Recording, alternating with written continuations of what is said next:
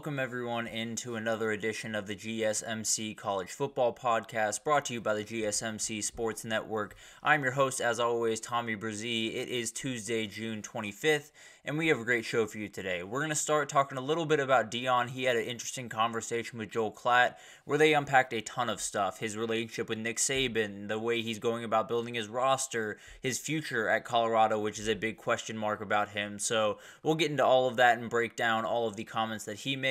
Then we'll get into roster building overall. Obviously, Deion is one side of the spectrum going all the way into the portal, but there's the other side of the spectrum going all the way into high school like Clemson is. So we'll figure out kind of which side is better, which side is the way to go, and how that could possibly change over the next couple of years. So that'll definitely be a very interesting thing to follow over the next couple of years. Then we'll get into kind of an interesting segment. I feel like every single year in college football, we have a certain group of people in every conference that decides the conference, whether it's quarterbacks or head coaches or offensive coordinators sometimes. There's tons of people that go into winning a conference, but it feels like one group in particular tends to separate themselves. And I kind of want to break down which group I think defines each big conference this year. Then we'll get into Heisman talk. We did this yesterday with the SEC. We're going to go over to the Big Ten and knock out them today as well. Then we'll get into a Top 10 Tuesday, and this one is going to be controversial. The one last week I felt like was going to be very controversial with the atmospheres.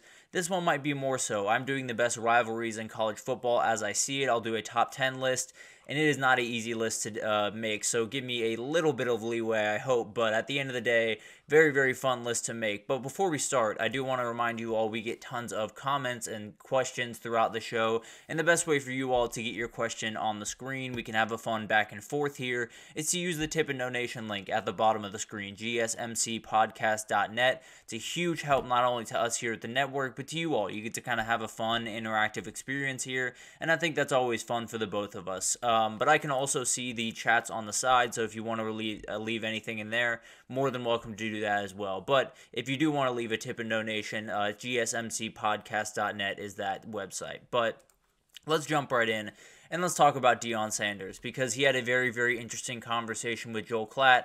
As we've talked about on here, I feel like we've broke down a number of different things that have been said in these interviews, but Joel Klatt is making his way around the country, and he's talking to a bunch of different big-time head coaches. We talked about Steve Sarkisian.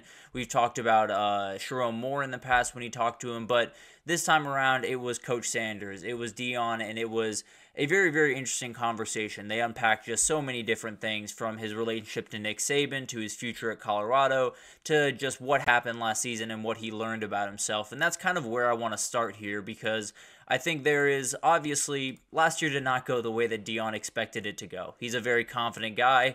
He came into that season thinking they were going to do really big-time things, and it didn't necessarily work out that way. They started 3-0 with a win over TCU, who was just coming off a national title win. They went on, beat Nebraska fairly comfortably. That was a closer game than the scoreboard showed, but at the end of the day, won that game, barely beat a really interesting Colorado State team, which is another team to watch this upcoming season, frankly. But then things kind of went awry. They got dominated by Oregon. They got dominated by I'm blanking on the team that they played next. It might have just been USC, so they didn't get dominated there. But there were a number of games throughout the end of the season where they didn't have that extra thing, whatever that is. Dominance on the offensive and defensive line was obviously a huge hole. That extra oomph to say, we're going to win this game where it's really close, one possession, and that's really where they lost the majority of their games. There were 5 losses on their schedule that were 7 points or less. So it really gives you an idea of kind of how close this team was, but also where the holes are. They're not necessarily easy to patch by any means. The offensive and defensive line are comfortably the hardest positions on a roster to rebuild, because they got to work together, and it's really, really tough to do that, especially walking into a conference that it's not going to be quite as physical as the SEC or the Big Ten, but there's plenty of teams in the Big 12 that are plenty capable of pushing some guys around. But also, he said he learned a lot. He said he knew that he had to go after the trenches. He knew that they had to do some different things to compete at a high level, and through the portal, he did a lot of those things. Obviously, we don't know what that'll look like on the field, but he added a lot of really, really talented players, especially edge rushers and offensive linemen, that will definitely be starters and big-time players for Colorado this upcoming season. The other thing he talked about is Joel Klatt in the past, and probably the past 2 weeks. I think he was on Colin Cowherd's show when he said this, but he said that he thinks Colorado can compete for a Big 12 title and possibly make it to the playoff. Deion obviously agreed because that's something that he had promised before the season started. That's what he expects to happen. And that's part of what makes him kind of who he is, right? That confidence, that unwavering confidence is a pretty special thing, to be totally honest with you. So I've talked about this a lot on here before. I don't think this is a team that can currently win the Big 12, at least this year. I think there's too many quality teams ahead of them. I think there's teams that are really solid at the positions that they're not so solid at. And I think it's going to be just a couple of matchups where they just get overpowered and just get beat. So it's not to say that they can't win this conference. Obviously, with the 5-1 possession games last year, you're always going to have a shot to flip a couple of things around, get a couple of different, bounce a ball type plays, and make your way up that win total. And I think that's what they will do this season. But I think it'll be a little bit more modest than some people are suggesting. I think they could get to 8 wins. I think they could get to maybe even 9, possibly. But the way I'm looking at it right now, they're probably a 7-5, maybe an 8-4 team. At least that's the way that I look at it. If the offensive line is very much improved, then that conversation gets a little bit different. I'm just a little bit more skeptical of what the offensive line is going to look like. And then he talked about a little bit about kind of his mission at Colorado and what he wants to be at Colorado. One of the big things that I took away, one of the comments that he made, they were talking about the book that he's most recently written, and in the book he says, you will remember me as, the guy that played in the NFL and the MLB, the guy that played in a World Series game and the Super Bowl in the same, all this incredible stuff that is in his past.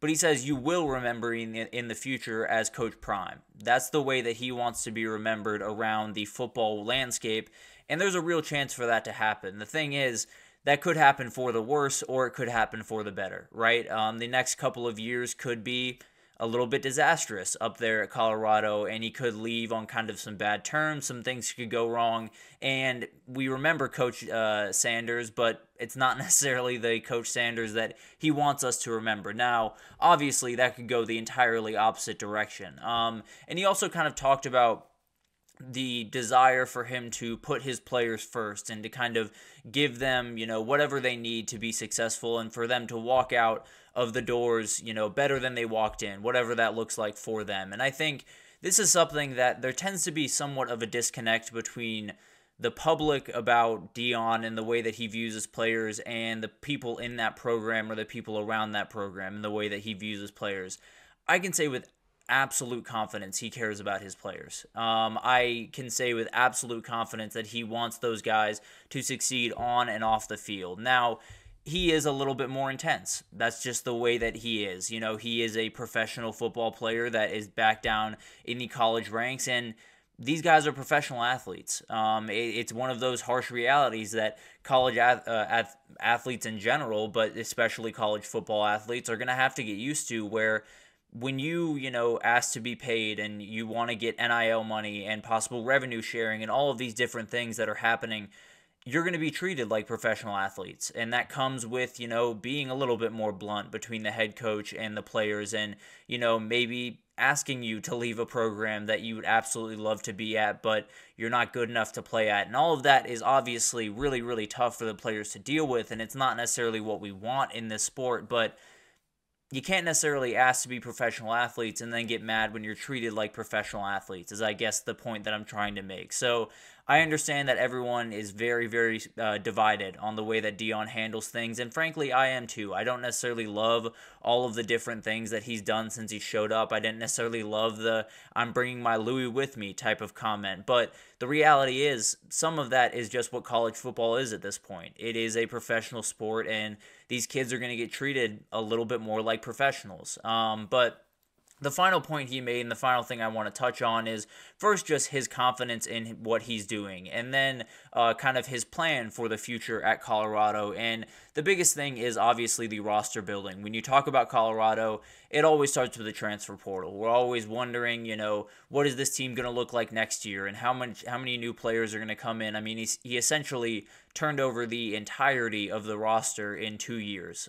He added, I think, 84 different transfer guys over the last 2 years, and that's almost an entire roster. So it's just incredible what he's been able to do through the portal, but the question is, does that work? Is that sustainable? Is that a winning way of going about business? And he said time and again, he fully believes that that's the case. And one of the reasons that I'm a little bit more on board, I suppose, with the way that he's thinking than I was before is the coaching staff he has is almost entirely, not entirely, but a lot of NFL guys. Over 100 years of NFL coaching experience on that staff. And that gives you a little bit more of ability to do this type of roster construction where you're bringing in new guys every single year, and there is a little bit of that free agency type vibe. Now, it's a little bit different at the NFL level, but at the end of the day, NFL coaches are a little bit more equipped to make those relationships a little bit faster and get to developing these guys a little bit faster. Now, the big difference is you're not getting that finished product that you usually get at the NFL level, but you're still getting a really good player, at least in most of these scenarios, and you have coaches that understand what it's like to have a guy thrown into the mix and you have to coach him right away. And then finally, he talked about the elephant in the room, which is his future at Colorado. Everyone wonders if, once Shadur leaves and once Shiloh leaves and Travis leaves, is he gone as well? He says he is absolutely staying. He wants to dominate there. He said that very, very confidently, and frankly, I believe him for the time being. And just for the time being, I'll be totally honest. I don't necessarily think that he has any immediate plans to find his way out. I don't think right now he's looking at this as a stepping stone job. The thing about that is, what happens if in 24 or 25 or 26 he has a big time year where they win 10 games, maybe win the conference, go to the playoff?